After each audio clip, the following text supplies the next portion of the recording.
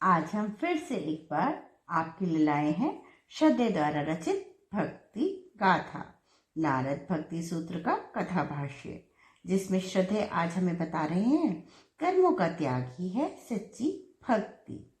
ब्रह्म ऋषि विश्वामित्र के भावों से भीगे हुए शब्द सभी की भावनाओं को भिगोते चले गए। हिमालय का आर्द्र वातावरण और भी आर्द्र हो उठा। हालांकि यह आर्द्रता जलीय नहीं, रसमयता की थी। भक्ति रस की फुहारों ने इसे रस सिक्त किया था, आर्द्र बनाया था। सुनने वाले भाव विभोर विश्वामित्र को देखकर चकित थे, आश्चर्य जड़ित थे। उन्होंने अब तक कर्म कठोर विश्वामित्र को देखा था। उन्होंने कभी न थकने वाले, कभी किसी से हार न मानने वाले विलक्षण साहसी सतत संघर्षरत योद्धा ऋषि विश्वामित्र को देखा था, जिन्होंने अपने संपूर्ण जीवन में दुर्धर्ष एवं प्रचंड चुनौतियों का सामना किया था और उन पर विजय पाई थी। संपूर्ण ऋषि मंडल एवं देव मंडल ने महाचुनौतियों के शिखरों पर उनके साहसिक तप की प्रज्वलित पताकाएं फहराती हुई देखी थी। बड़ी से बड़ी चुनौतियां भी उनके पदाघात से चकनाचूर हो जाती थी।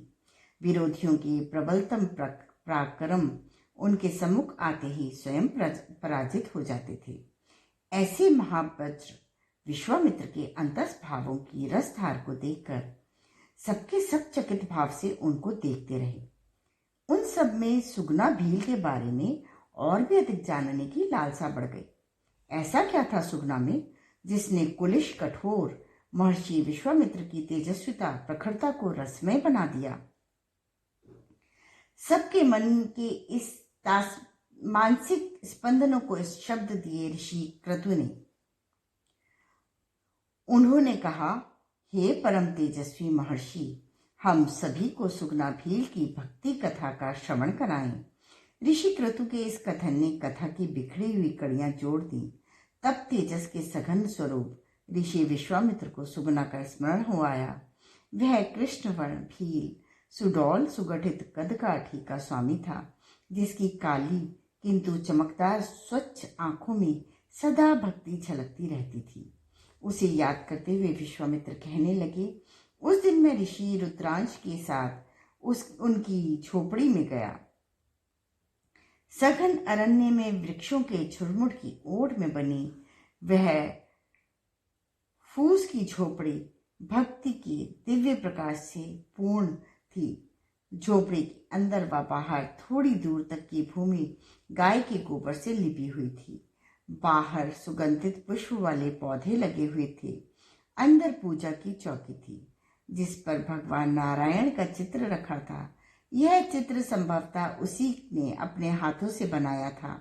चित्र के पास कुछ पुष्प बिखरे थे। उससे थोड़ी दूर हटकर पुआल का एक बिछौना था। सामान के नाम पर प्रायः वहां कुछ भी नहीं था, बस थोड़ी सी पत्तियां, कुछ फल, कुछ काष्ठ सामग्री, यही सब कुछ था।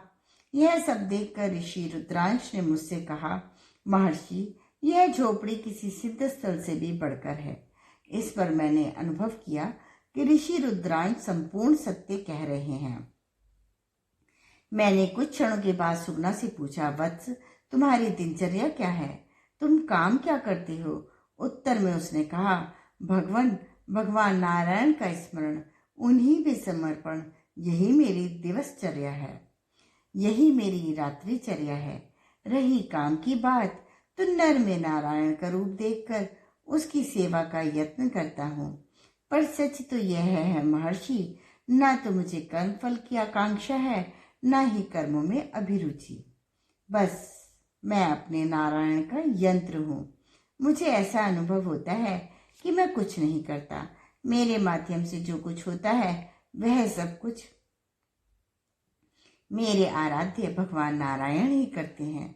महर्षि विश्वामित्र की ये बातें सुनकर देव ऋषि नारद उत्साहित हो उठे और कहने लगे, यही तो है भक्त की भक्ति का सही परिचय। यही मेरा अगला सूत्र भी है, जो मैं आपके सामने कह रहा हूं। यह कर्म फलम त्यजति कर्माणि संन्यस्यति ततो निर्द्वंद्वो भवति।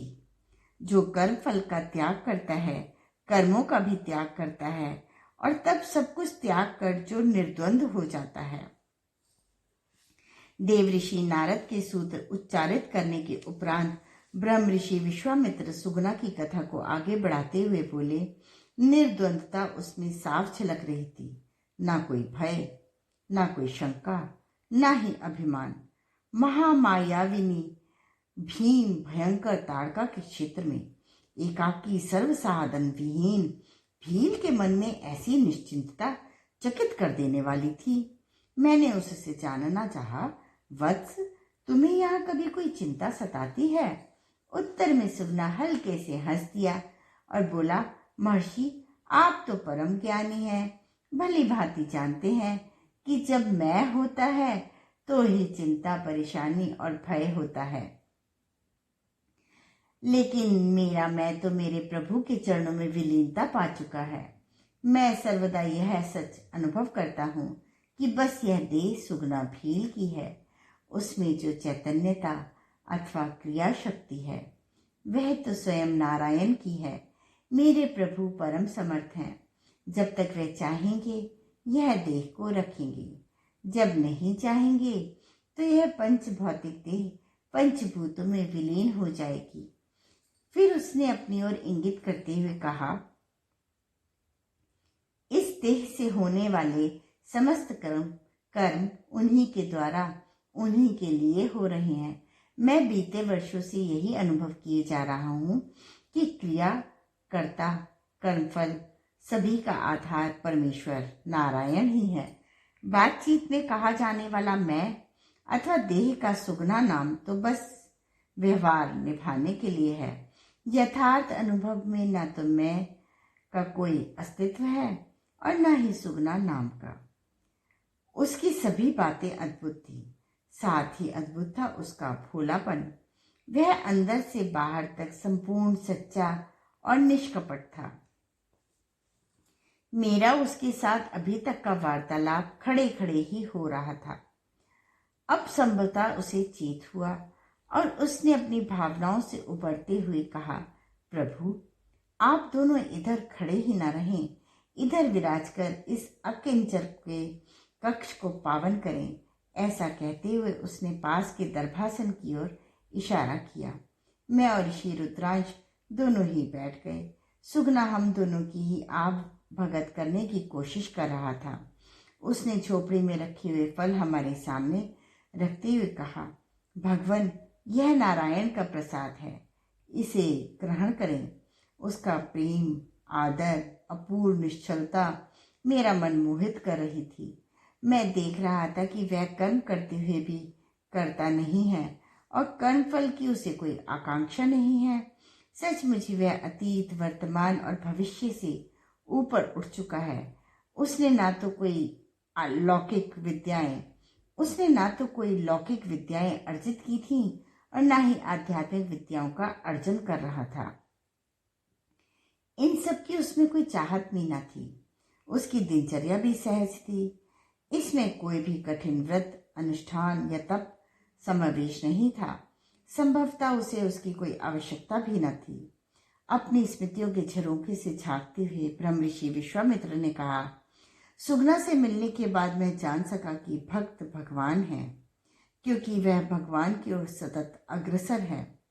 भक्त इसलिए भी भगवान है क्योंकि वह भगवान होने की तरफ प्रतिक्षण रूपांतरित हो रहा है।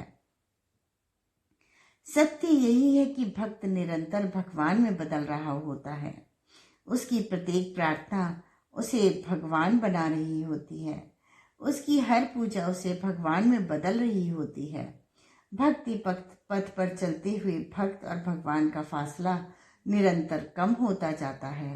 हर क्षण, हर पल यह घटित होता है और एक पल वह भी आता है जब भक्ति अपने भगवान में होता है, जब भक्त अपने भगवान में होता है और भगवान अपने भक्त में होते हैं।